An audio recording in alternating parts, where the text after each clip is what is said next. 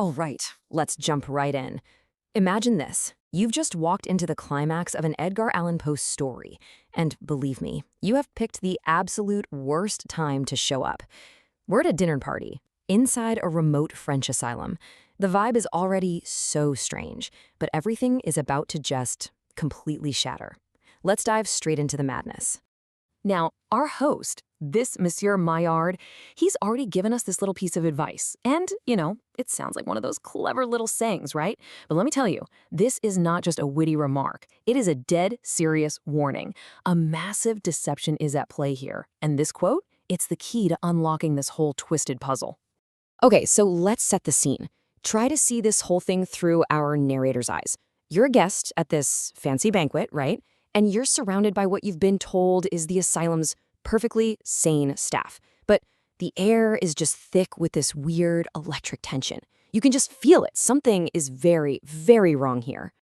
And get this, this is not your typical institutional food. No way.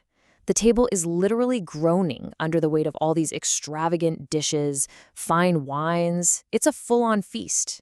It just feels so jarringly out of place. It's like this little island of luxury right in the middle of a madhouse. And that contrast, it is deeply, deeply unnerving. Then there are the guests themselves. These are supposed to be the doctors and nurses, but they're acting so erratically. Their clothes are just wild, totally flamboyant and out of style. Their gestures are huge and their conversations are just intense. They don't seem like the people in charge of a mental institution at all. It's more like they're actors in some kind of bizarre, surreal play. But here's where it gets really weird. What they're talking about? They are passionately describing their own past delusions. Like one guy is going on and on about how he used to be a teapot. Another one's convinced he was a donkey. And they're not talking about it with clinical detachment, no. They're talking about it with this fondness, almost nostalgia, like they're remembering a grand adventure. All the while, Maillard is nervously trying to change the subject, which just makes the whole thing even stranger. And then it happens. In a single instant, that whole fragile pretense just shatters. The weird calm is gone, and what's left is just pure, unfiltered chaos. This sound just rips through the dining hall. It's the sound of every single window shattering all at once. And then, these shrieks. Wild, terrifying shrieks that don't even sound human. Yeah, the dinner party is officially over. The nightmare has just begun. And climbing through that broken glass are these figures. You can't even call them men. They look like demons, just covered head to toe in glistening black tar and caked in feathers. They're moving with this violent, animal-like fury, and the whole room just explodes into chaos. From the narrator's perspective, there is only one word for them: monsters. But here's the thing. They're not monsters. And this is where Poe pulls the rug out from under us.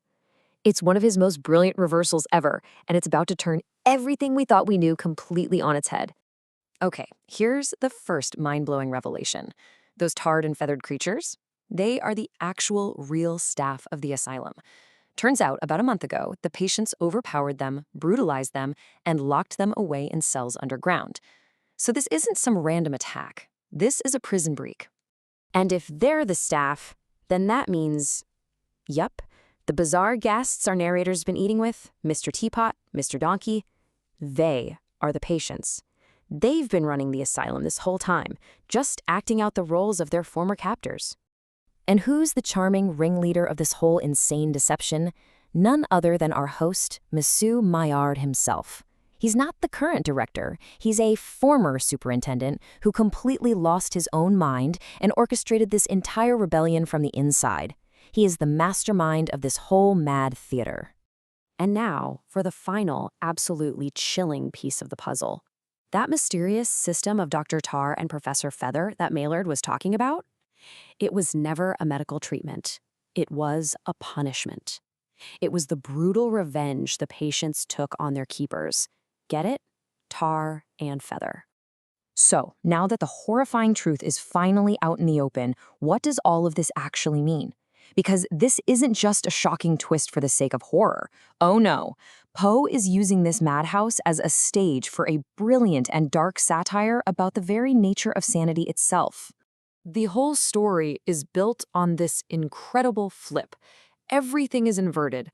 What looked like order was just an act. The people who were supposedly sane were actually prisoners. The people who were supposedly insane were totally in charge. And the guy who seemed like the rational leader, he was the maddest of them all. Reality was the literal opposite of what our narrator and us were led to believe. And this brings up a really unsettling question, doesn't it? If the patients could so convincingly perform the roles of their keepers, then what really is the difference?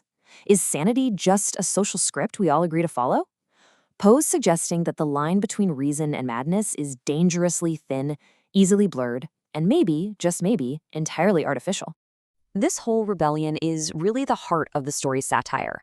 You have the oppressed literally taking over and overthrowing their masters. Through this dark, Gothic lens, Poe mocks the so-called humane asylum reforms of his time, suggesting they were just new systems of control, ones that could be easily mimicked and subverted. So we're left with this final thought. In a world where sanity can be performed and authority can be overthrown with such ease, who holds the real power? This story suggests that inside the walls of the madhouse, and perhaps outside them too, that question is far more terrifying than we'd like to believe.